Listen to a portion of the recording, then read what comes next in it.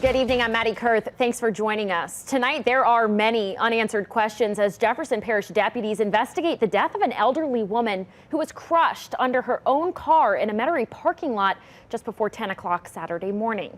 An employee of a neighboring business says she was scared to see such a heavy police presence on Clearview Parkway early this morning.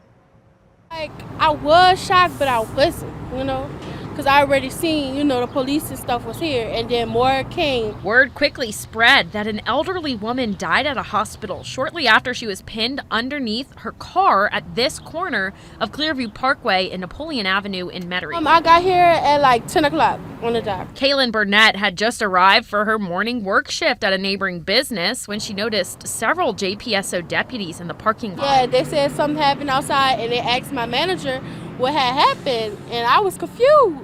According to the Jefferson Parish Sheriff's Office, the elderly woman was found unconscious underneath the passenger side of a gray sedan.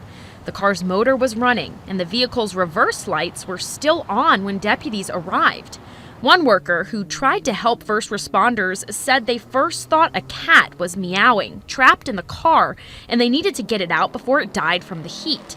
They said they didn't realize someone was under the car until they approached it. She probably didn't put it in park all the way, because you said she was elderly. 2 surveillance cameras might have captured the accident, but workers at one business said the incident happened just out of their camera's view, and a manager at the other shop said they couldn't see anything on their feed. Once she was freed, the woman was taken for medical treatment, but the sheriff's office said she died at the hospital. The victim's identity and age have not been disclosed. I was kind of scared, and I felt bad for her, rest in peace.